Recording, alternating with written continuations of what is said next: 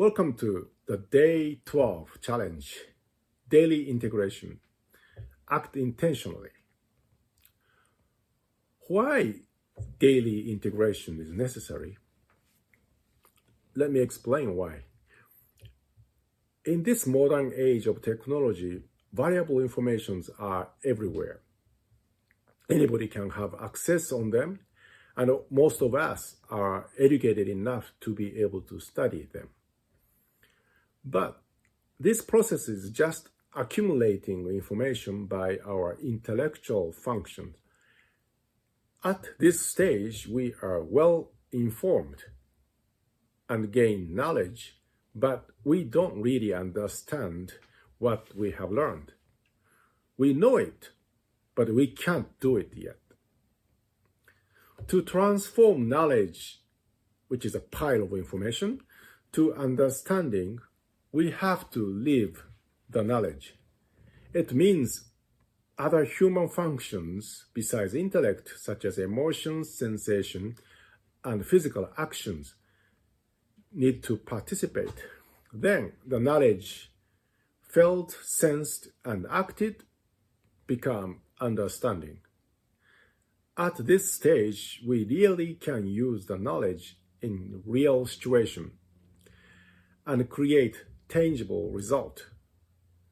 Now we are living the knowledge, we know it, and we can do it. After living understanding starts being transformed into wisdom.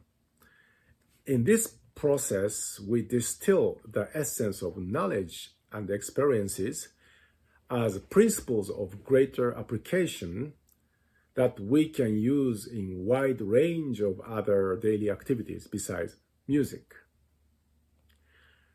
To understand the knowledge, we need to live it.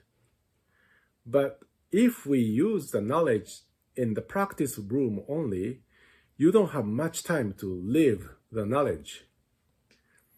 If you apply the knowledge to your daily life activities, you gain tremendous more time to live the knowledge. This speeds up the transformation from knowledge to understanding.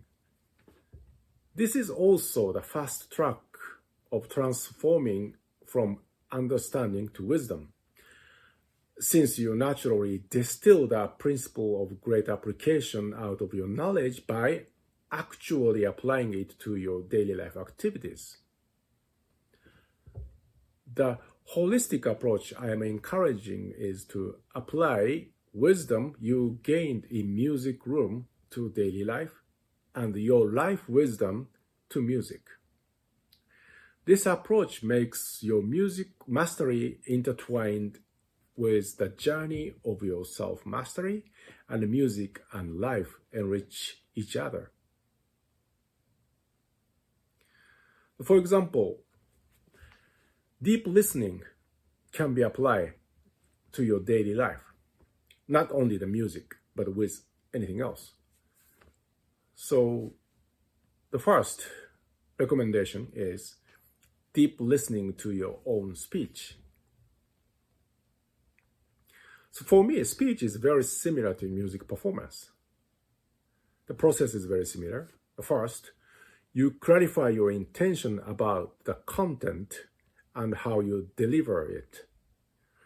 And then use keen attention and broad awareness to control your physical apparatus, which is maybe speaking functions or countenance, to create appropriate sound and impression while checking what you are saying makes sense, which is more intellectual function. You have to check what you're saying, right? So you can exercise deep listening to your own voice when you are speaking. Good music performance and well-delivered speech requires the same internal work, such as applying keen attention and broad awareness on your physical function to execute accurate action with appropriate expression. For music, the action is playing the instrument.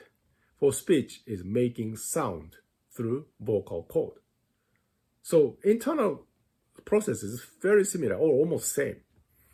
So it means intentional speech with deep listening to yourself is very powerful exercise to improve not only your communication skill, but also your musical skill. In a sense, you can practice harp without harp whenever you speak, if you apply deep listening to your own voice. Even you are speaking your native language, not like me, it is not easy to say what you really mean and deliver the impression you want to produce with your own speech. And it is very difficult for me to do it because English is not my native language. Also, we may experience nervousness and fear in some situations, such as public speech, talking to the authority, scary looking stranger, or people with negative energy. In music, we experience kind of similar difficulties.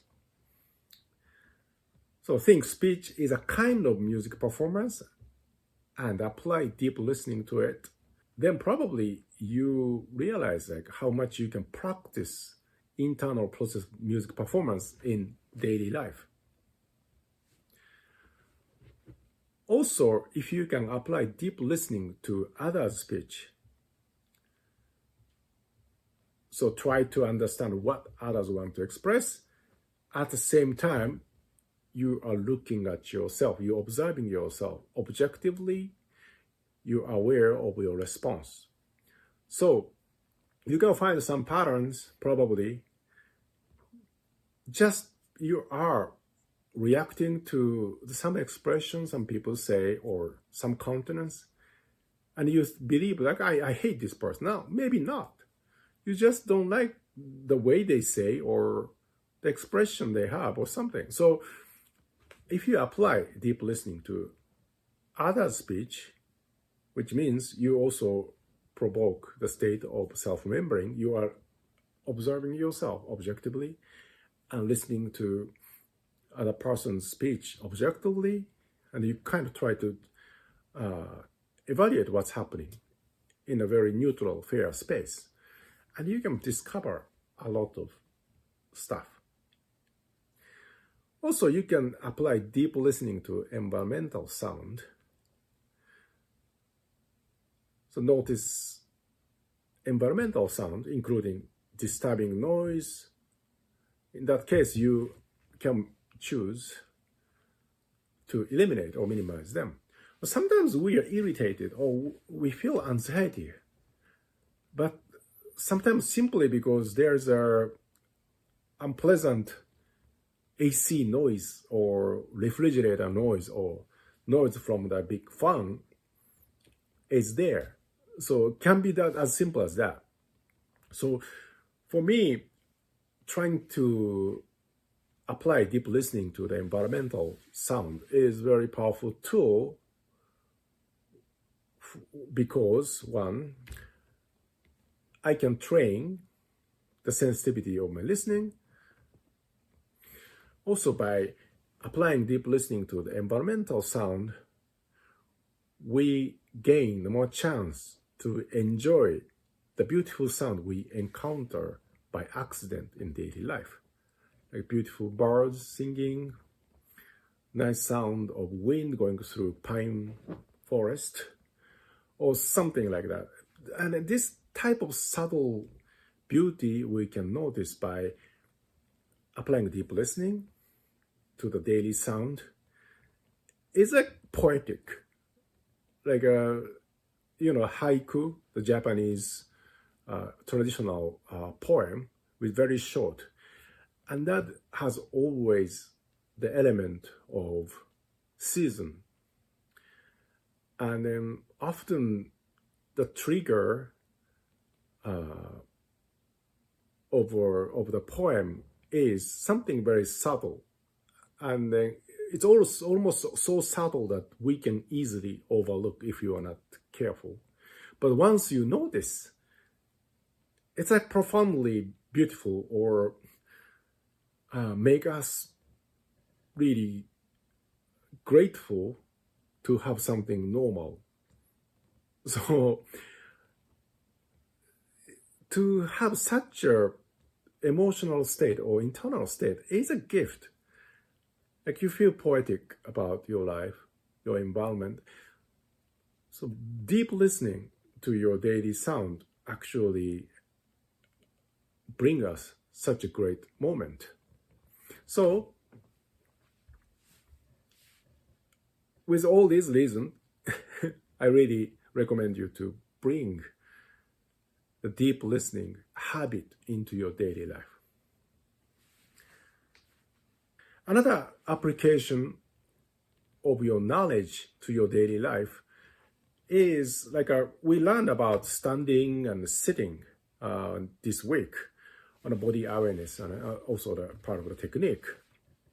So for example, if you sit intentionally as you are playing the harp, you have a lot of opportunity to practice intentional sitting, and you can use that for harp playing. At the same time, you improve the way you're sitting in a daily life.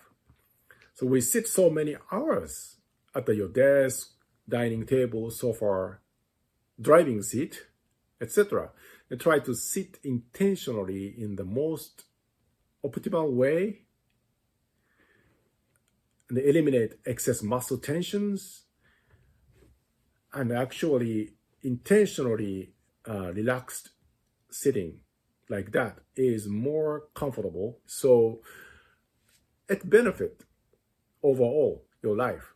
So sitting intentionally is another good example of the application of your knowledge in the music room to the daily life. Also stand intentionally, it's a good one. So there are lots of things you can practice in a daily life using the knowledge you're learning here in the seminar or the skills you're polishing up at your music room. But today's message is pretty simple. Do whatever you are doing intentionally, or do whatever you are doing as intentionally as you're playing harp. And that makes your knowledge